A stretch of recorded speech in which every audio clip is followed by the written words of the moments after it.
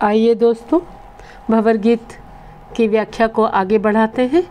हमने छंद संख्या 35 तक की व्याख्या कर ली थी और आज हम छंद संख्या 36 की व्याख्या से प्रारंभ करेंगे। कोऊ कहेरी आज नहीं आगे चली आई, रामचंद्र के रूप के धर्म रूप में ही निठुराई। यज्ञ करावन जात है विश्वामित्र समीप, मग में मारी ताड़का रंगवंशी कुलदीप बाल ही रीतिया।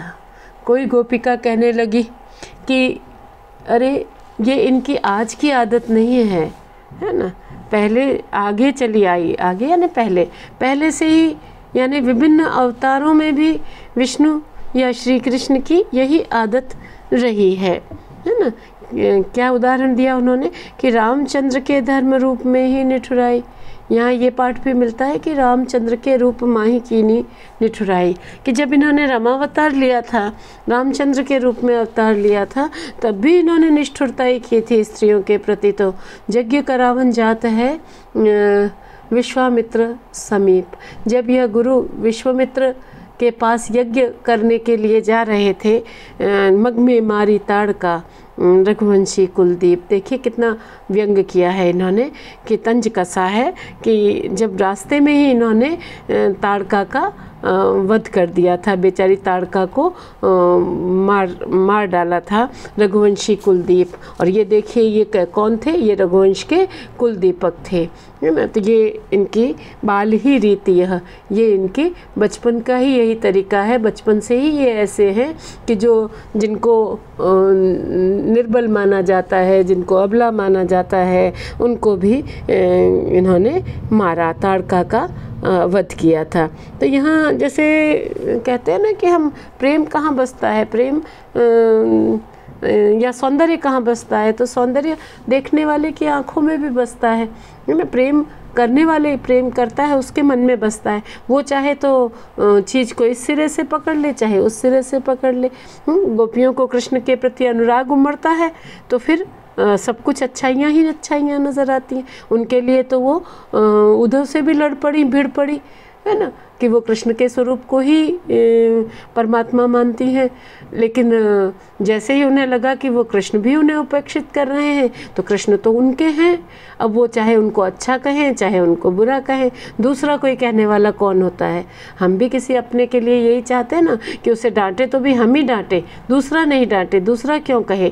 तो वो यहाँ गोपिकाएँ उसी तरह से जो विभिन्न अवतार हैं विष्णु के, कृष्ण के, उन अवतारों को याद करके और उन अवतारों में जो स्त्रियों के वध किए, चाहे वो राक्षसियों के थे या जहाँ कहीं भी उन्होंने कठोर कर्म किए, उन कठोर कर्मों का उदाहरण देकर कह रही हैं कि ये तो शुरू से ही ऐसे हैं, ये कौन सी नई बात है कि ये निष्ठुर हैं, कठोर हैं। राम के रूप में भी इन्होंने जब विश्वामित्र के यहाँ यज्ञ करवाने जा रहे थे, तो अब ये रघुवंशी कुलदीप, ये जो शब्दावली है इसमें बहुत गहन व्यंग किया है गोपियों ने कि क्षत्रिय कुलदीपक, है ना। कैसे क्षत्रिय कुल दीपक ये हैं, रघुवंश कुल में श्रेष्ठ हैं, क्योंकि इन्होंने तो ताड़का का भी वध कर दिया। अब इनको ताड़का कैसी लग रही है कि बेचारी ताड़का, है ना, बेचारी ताड़का का वध कर दिया, क्योंकि ये हमारे प्रति भी निष्ठुर हैं, शायद इसीलिए सबके प्रति ये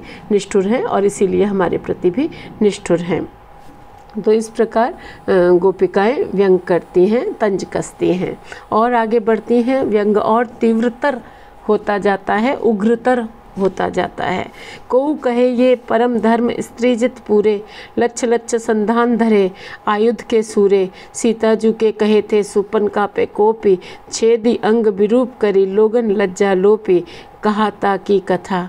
कोई गोपिका कहने लगी कि ये परम धर्म, अरे ये तो बड़े धर्मात्मा हैं, व्यंग है इसमें, है कि बड़े अधर्मी हैं, लेकिन प्रत्यक्ष क्या कह रही, बड़े धर्मात्मा हैं और स्त्रीजित पूरे, और स्त्रियों को जीतने वाले हैं। यानी इन्होंने तो अपने मन के काम भाव को जीत रखा है ना। लच्छ लच्छ संधान धरे आयुध के सूरे, लाखों का तो इन्होंने संधान किया है, लाखों को इन्होंने लक्ष्य किया है और निशाने पे लिया है लाखों को इन्होंने। आयुध के सूरे और अस्त्र शस्त्र चलाने में ये तो बड़े वीर हैं, बड़े शूर हैं, क्योंकि इनकी सारी जो वीरता है वो महिलाओं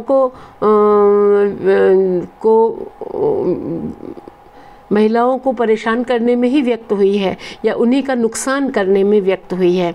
सीता जी के कहे थे सूपनखा पे कोपी, क्या कहती है गोपिकाएं कि मैया सीता के कहने से इन्होंने शूर्पणखा पर क्रोध करके, है ना, लोक लज्जा का भी ध्यान नहीं रखा और उसके नाक कान काट के उसको छेदी अंग विरूप करी, उसके नाक कान काट दिए और उसको विकृत कर दिया था, है ना। तो यहाँ वे फिर शूर्पणखा का पक्ष लेती हुई जो रामावतार में जो कार्य किए थे उनके माध्यम से श्री कृष्ण पर व्यंग कर रही हैं।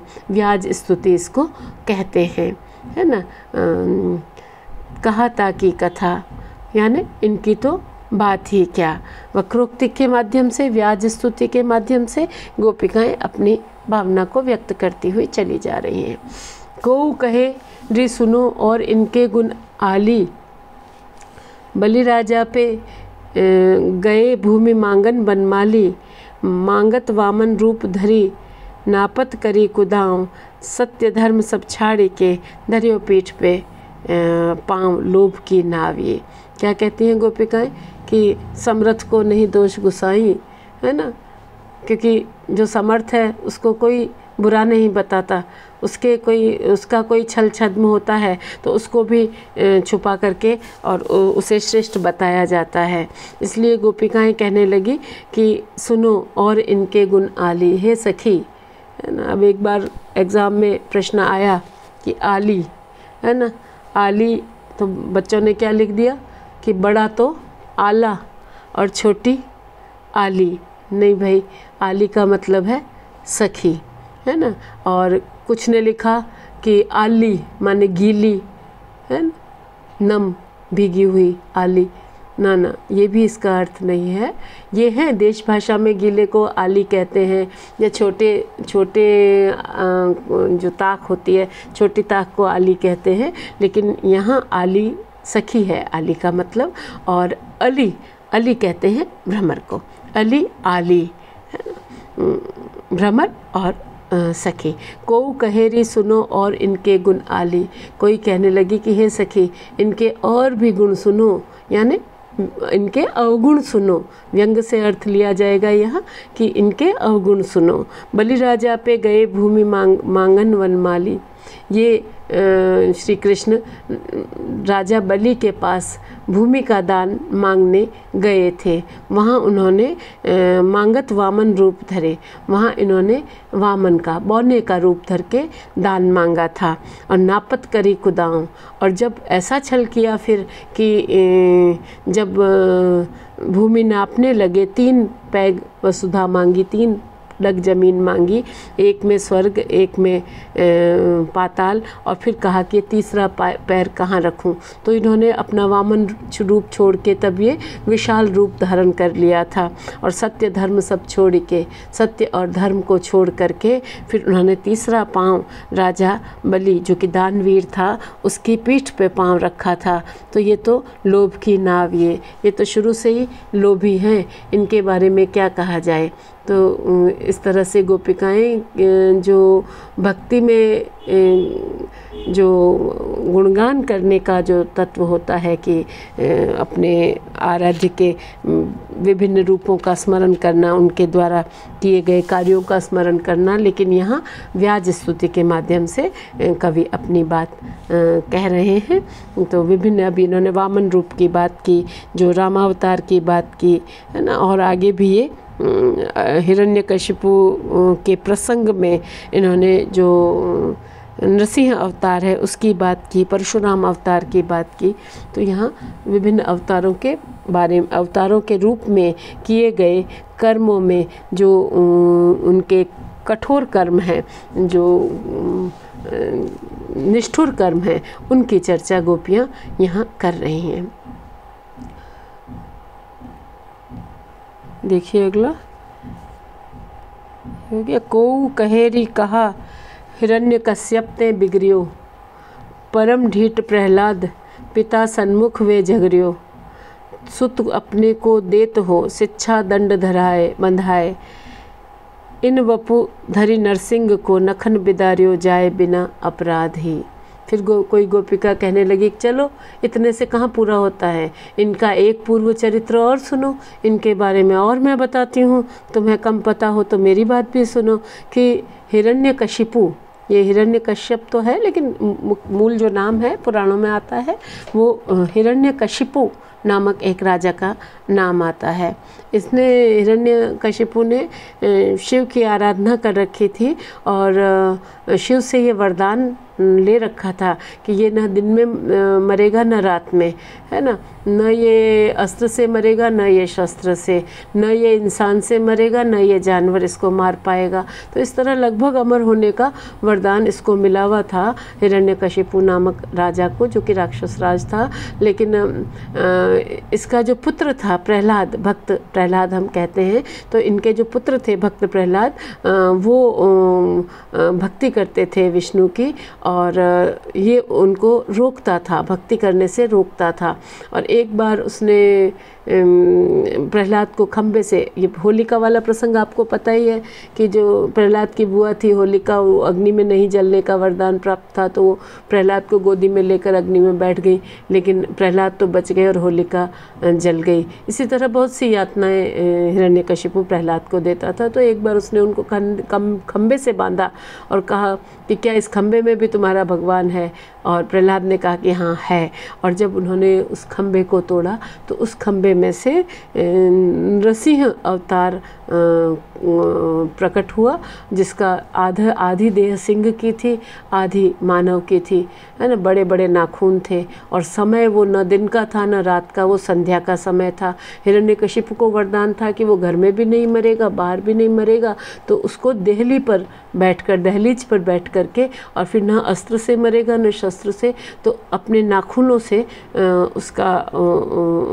उसको विदीर्ण करके और उसका वध किया था विष्णु ने। तो नरसिंह अवतार वाली बात है। तो ये कहती हैं कि को कहेरी कहा हिरण्यकश्यप ते बिगड़ियो, हिरण्यकश्यप ने तुम्हारा सीधे सीधे क्या बिगाड़ा था?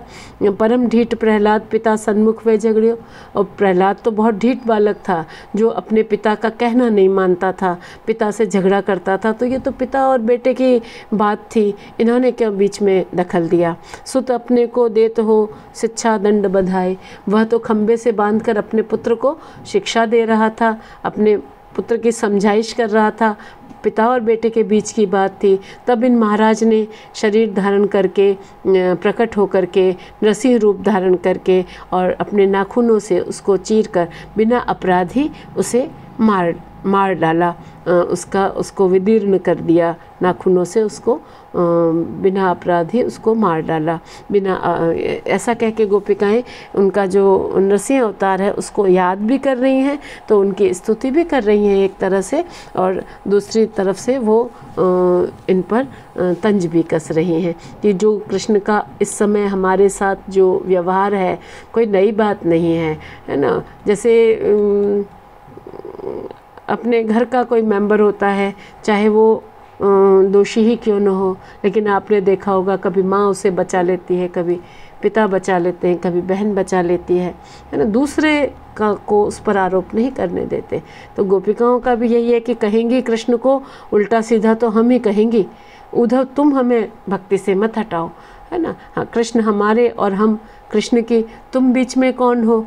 और जब हमारा सीधा ही नाता है कृष्ण से, तो हमें किसी माध्यम की, न तो संदेश कहने की, न ले जाने की, किसी चीज़ की ज़रूरत नहीं है। तो इस तरह गोपिकाएं फिर आगे और कहती हैं कि को कहे इन परशुराम है माता मारी, फरसा कांधे धारी भूमि छत्रिनी संधारी, श्रोणित कुंड भराई के पोषे अपने पित्र, इनके निर्दय रूप में नाहिन कछु विचित्र, विलग कह मानिए। कहती है कोई कहे इन परशुराम वे माता मारी।